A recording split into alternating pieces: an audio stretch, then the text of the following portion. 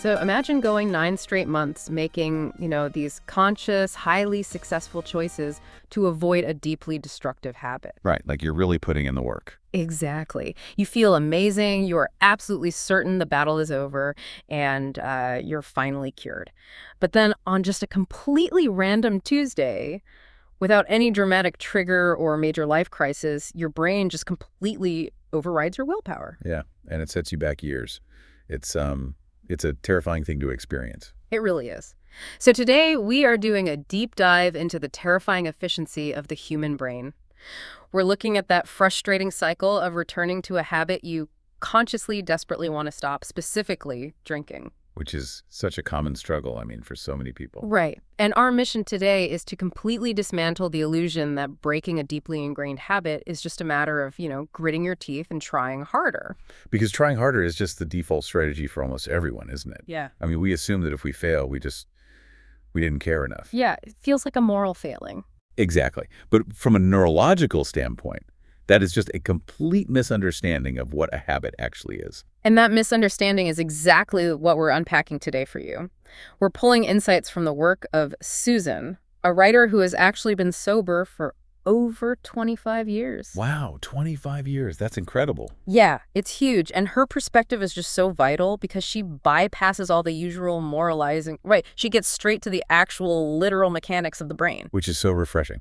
It takes the shame out of it. Totally. So to really understand why we fail, we have to talk about willpower.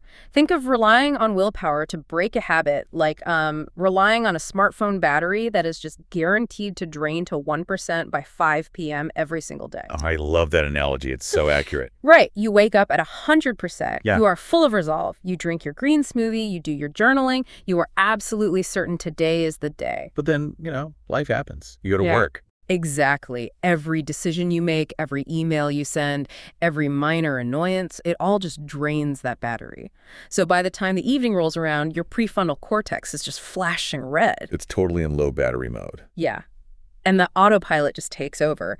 So it makes you wonder, have we been trying to fix our habits using the completely wrong toolkit? Well, yeah. That smartphone battery metaphor is just a perfect representation of how the prefrontal cortex, which is, the logical decision-making center of your brain, how it actually functions. Well, it's not infinite. Not at all. It experiences a very real biological phenomena called decision fatigue. It literally just runs out of energy. Wow. And when it fatigues, the brain doesn't just shut down, right? It aggressively defaults to whatever consumes the least amount of energy. Which would be our habits. Exactly. It hands the steering wheel right over to your established automatic routines. Yeah. And those are stored in an entirely different, far older part of the brain. No, it isn't a moral failing at all. It is literally a biological energy depletion. That's right. So to really break this cycle, we just have to completely discard the idea that a relapse is this conscious decision to fail. Yeah, that's the foundational error people make. They assume that right before a relapse, an individual is carefully weighing the pros and cons. Right. They're reviewing a spreadsheet of their life goals. Right. Like they look at their long-term life goals and actively decide, yeah, I'm going to throw it all away. Yeah. But relapse is just a learned pattern. It's an automated sequence. Yes, tied to environmental routines. And it executes without needing your conscious permission at all. And Susan actually experienced the strep intimately. Prior to her 25 years of success, she managed to stay alcohol-free for 9 whole months. That is a long time. That's 3/4 of a year. It is. And she reached a point where she truly believed she was cured. And then on just a totally ordinary day, the thought popped into her head. 1 drink won't hurt. Oh, man. That thought is such a trap. Yeah, it really is. And that single drink didn't just ruin a weekend. It set her back another couple of years. Because the hard truth from her work is that there is no cure for this kind of deeply ingrained neural pathway. You either drink or you don't. Yeah, the brain doesn't just forget. Right. Okay, let's unpack this. Because thinking you are cured is essentially it's like fixing a violently leaky pipe with a piece of duct tape, right? Oh, absolutely. You turn the main water pressure all the way back up to maximum, and then you act completely shocked when the tape blows off and the room floods. The pressure was always there. You just covered it up. That is exactly what happens neurologically. But wait, I have to push back here a little bit. 9 months of sobriety requires immense daily willpower. It does. It's a huge effort. So why on earth did an old pattern completely override 9 months of conscious, successful choices? Doesn't the brain eventually just, I don't know, overwrite the bad code? What's fascinating here is how the brain prioritizes efficiency over your conscious desires. Yeah. Yes, 9 months requires tremendous willpower. But the brain doesn't just delete old neural pathways like a computer file. It doesn't. No, not at all. When you are white-knuckling your way through a craving, the brain simply stops using that specific pathway temporarily. But the neurological infrastructure of that habit, it remains perfectly robustly intact. Oh, wow. So it just goes dormant. Exactly, it goes dormant. So when Susan had that thought, one drink won't hurt, she wasn't making a logical choice from her new, healthy 9-month baseline. She just hit a trigger. Yeah, she bumped into a familiar cue, and that reactivated a highly efficient neural loop. Her brain completely stripped away the need for a conscious pros and cons list. Because it just recognized the old program. Right, and it executed it instantly. Yeah. It completely bypassed her exhausted willpower. That is wild. So if the brain is bypassing our willpower to run these dormant programs, how does that actually manifest in daily life? Well, it's usually very subtle. Yeah, because I think the most shocking realization here is that relapses rarely begin with some, cinematic, dramatic moment of despair. They feel completely unnervingly ordinary. That ordinary feeling is the absolute hallmark of an automated behavior. Work ends. You walk into the kitchen, the evening starts. Just a normal Tuesday. Exactly.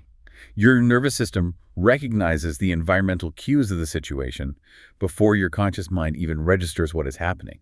By the time you actually pour a drink, you have that deeply confusing feeling of, I didn't even think about it, I just did it.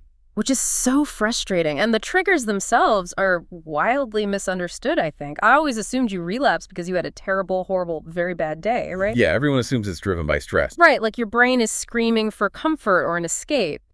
But honestly, I struggle to wrap my head around the fact that this exact same pattern is triggered on really good days, too. It is. It happens all the time. Like, you get a promotion, or you have this beautiful Saturday with your family, and the brain immediately demands a drink to celebrate. Why would our brains sabotage us when we are actually happy? It seems completely counterintuitive. It does seem counterintuitive Hmm. until you look at it purely in terms of neurochemistry. Okay, lay it on me. The brain's reward center is actually completely agnostic about whether your day was positive or negative. It doesn't categorize experiences into good and bad the way your conscious logical mind does. So what does it care about? It measures intensity. When the emotional state of your day reaches a certain peak of intensity, whether that is extreme stress or extreme joy, the brain has simply been trained to expect a specific neurochemical reward. To cap off that intensity. Yes, we have basically conditioned our brains to require a chemical punctuation mark at the end of the sentence, regardless of what the sentence actually says. Yeah, that makes total sense. We are just chasing a specific payoff. And according to Susan, there are 4 distinct payoffs that keep this cycle alive, right? Right, 4 specific ones. Okay, so the first is relief, which is that deep exhale of, I can switch off now. Yeah, that decompression. And the second is reward, which is that little internal voice saying, I worked hard, I deserve this. Very common on good days. Exactly. Then the third is escape, the desire to say, I don't have to think about my responsibilities anymore.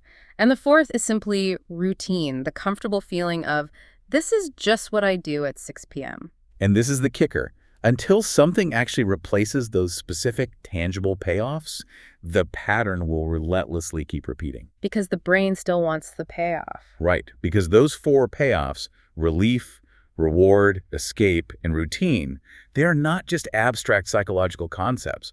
They are powerful, immediate physiological shifts in your nervous system. So the drink actually works. In the moment, yes.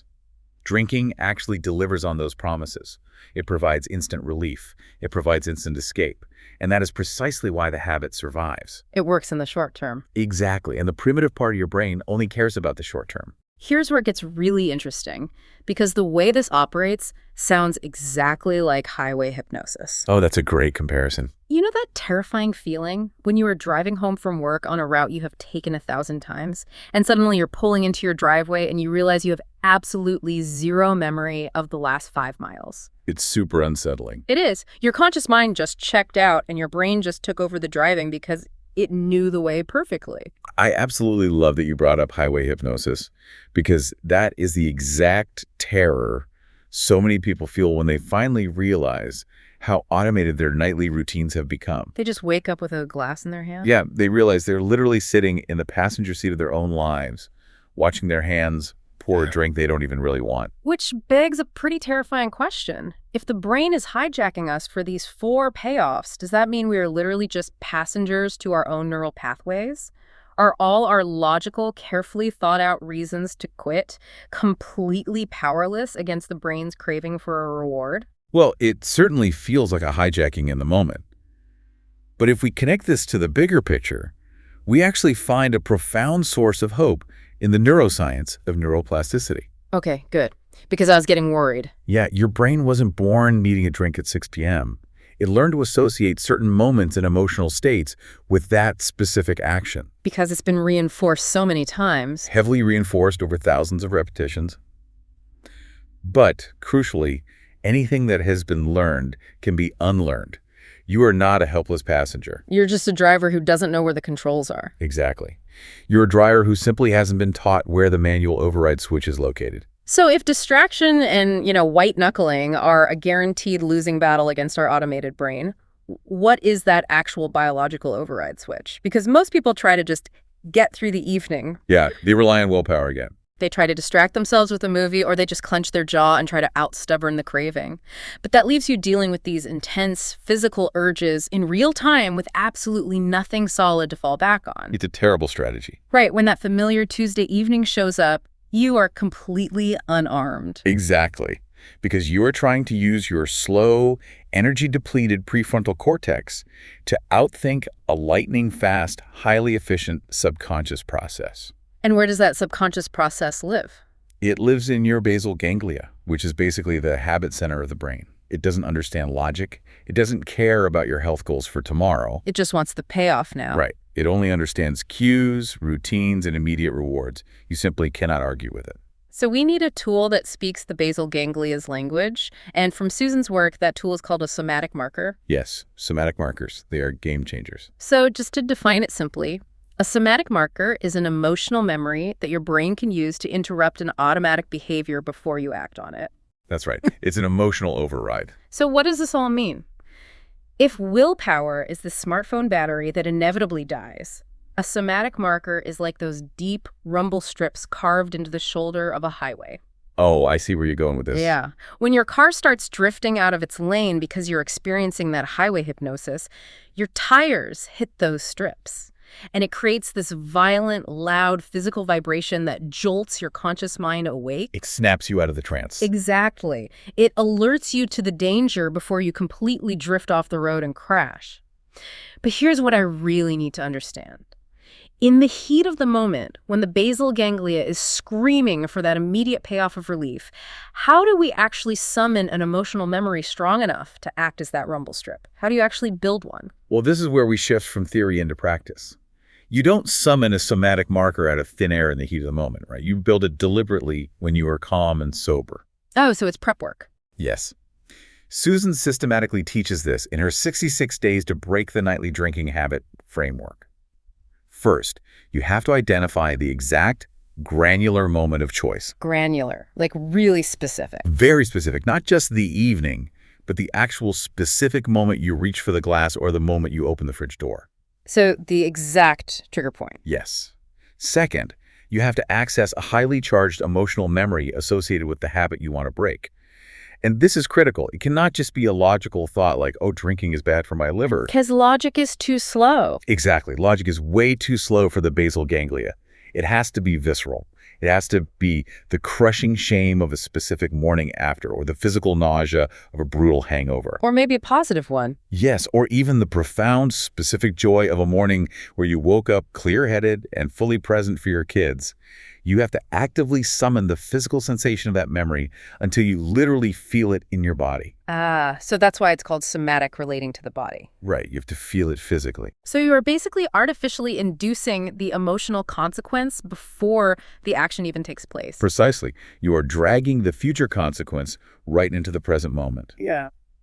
And then the third step is tying that visceral feeling to a physical cue or a vivid mental image. Like what kind of cue? It could be taking a sharp, deep breath or pressing your thumb really hard into your index finger, or even visualizing a massive red stop sign.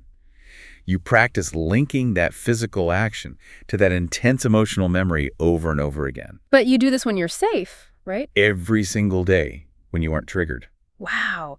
You are literally installing the rumble strips on the highway ahead of time. Yes. So when that familiar Tuesday evening rolls around and you unconsciously walk to the fridge, what actually happens in the brain? The mechanics of the pause take over. Your hand reaches out for the door.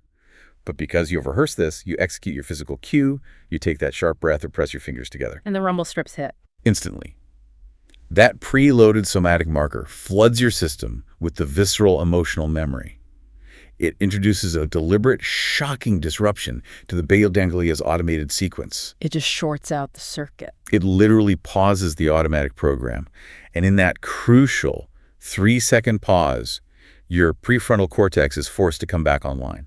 It violently wakes the driver up. It wakes the driver up. It shifts you right out of the unconscious reaction. It gives you something real, solid, and intensely emotional to refer back to. So you aren't empty-handed anymore. No, you are no longer just hoping you have enough willpower left to say no. You have fundamentally changed the architecture of the temptation itself. That completely flips the script. Yeah. You are fighting emotion with emotion rather than trying to fight emotion with exhausted logic. Exactly. And once you actually implement this tool and successfully interrupt the pattern, something incredible happens. The illusion of mystery completely fades away. It does. It really does. When you are stuck in the cycle, it feels like this mysterious, unbeatable demon. Like you're just broken. Right. But when you start stepping out of the automatic loop, you begin to observe it objectively. You realize the pattern is entirely predictable. It's just a program running. Yes. It is not random, chaotic weakness. It is the exact same thoughts, the exact same bodily sensations, and the exact same timing showing up like clockwork. It stops feeling like a moral failure and starts looking like what it actually is. Machinery. Just a predictable biological algorithm. And once you see the machinery, everything changes. Because there is a specific pivotal moment where the option to drink is right in front of you, but because you hit those rumble strips, you are awake. That moment shifts from being an automatic, unavoidable reaction into a conscious decision. You step entirely out of the passenger seat. You're putting both hands firmly back on the steering wheel. Because once the machinery is no longer mysterious, it becomes something you can actually dismantle and change. You realize that you aren't stuck in this frustrating cycle because you are fundamentally weak. No, you just haven't been taught how to interrupt the pattern yet. You've been fighting reinforced neural pathways with a dying battery. You've been bringing a pros and cons list to a neurochemical fight. Exactly. And, this raises an important question. Oh, I love these. Lay it on me. If our brains are this brutally efficient at automating habits that provide us with temporary relief, and if they can hide these powerful invisible patterns in plain sight under the guise of our daily routines, what other areas of your life are running on an invisible autopilot that you haven't recognized or interrupted yet?